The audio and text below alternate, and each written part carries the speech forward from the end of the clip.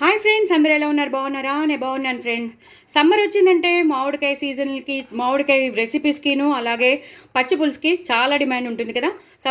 Summer season అంటేనే మామిడికాయలతో చేసే మామిడికాయ పప్పు కానీ, ఆవకాయలు కానీ, మాగాయలు కానీ, పచ్చళ్ళు కానీ, ఇంకా ఎన్నెన్నో పులిహోరలు కానీ ఎన్నెన్నో చేసేస్తూ ఉంటాం. మామిడికాయ దొరికిందంటే చాలు మామిడికాయని ఎలా వాడాలో అలాగే వాడేస్తూ ఉంటాం. అలాగే సమ్మర్ సీజన్ వచ్చిందంటే పచ్చి పులుసు చేసేస్తూ ఉంటాం. రకరకాల పచ్చి పులుసులు ఉన్నాయి. సో ఇవాళ మాత్రం నేను వంకాయ పచ్చిపులుసు చేశాను.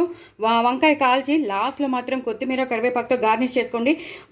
కొత్తిమీర తెచ్చుకున్నా కానీ మీరు స్టార్ట్ చేయండి. ఎంత కొత్తిమీర వేస్తే, ఎంత పచ్చిమిరపకాయలు వేస్తే అంత బాగుంటుంది. సో దీని రెసిపీ నేను మీకు షేర్ చేస్తున్నాను.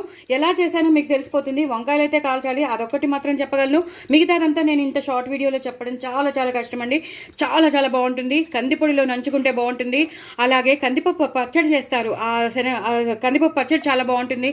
అలాగే ఆవకాయలో నంచుకుంటే బాగుంటుంది. అలాగే మనం గట్టిగా చేసుకున్న ముద్దపప్పు ఉంటుంది కదా, ఆ ముద్దపప్పును అలా రౌండ్ చేసేసి అందులో హోల్ చేసేసి అప్పుడు ఈ పచ్చిపులుసు వేసుకుని వేడి వేడి నెయ్యి వేసుకుని తింటే సూపర్బ్ ఉంటుంది. ఒకసారి ఆలోచించండి, ఊహల్లోకి వెళ్ళిపోండి. ఎంత బాగుంటుందో ఒక్కసారి ఆలోచించండి. సో తప్పకుండా చేసుకోండి. ఈ సమ్మర్ సీజన్లో పచ్చిపులుసులు రకరకాలు ఉంటాయి. ఫంక్షన్స్లో, పార్టీస్లో అన్నిట్లోనూ అక్కడ రాస్తున్నారు కూడా పచ్చిపులుసు అని. సో ఇవాళ నేను చేసింది మాత్రం వంకాయ పచ్చిపులుసు. చాలా చాలా ఫేమస్, చాలా చాలా నాస్టాలజిక్, చాలా ఎంతో ఎంతో ఇష్టమైనది అందరికీ. సో తప్పకుండా చేసుకోండి, ఎంజాయ్ చేయండి.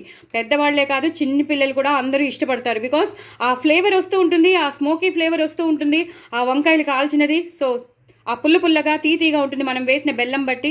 సో ఇంకా నేను చెప్పలేను, అంత బాగుంటుంది. సో తప్పకుండా చేసుకోండి, ఎంజాయ్ చేయండి. ఆ పచ్చిమిరపకాయలన్నీ పుల్లబడిపోతాయి కాసేపు అయ్యేసరికి. సో ఇంకెందుకు ఆలస్యం, కందిపొడి కూడా చేసేసుకోండి, ముద్దపప్పు కూడా చేసుకోండి. ఇది చేసుకుని హ్యాపీగా తినేసేయండి. చాలా చాలా టేస్టీగా ఉంటుంది. నా ఛానల్ మాత్రం సబ్స్క్రైబ్ చేసుకోవడం అసలు మర్చిపోద్దే. బాయ్ అండి.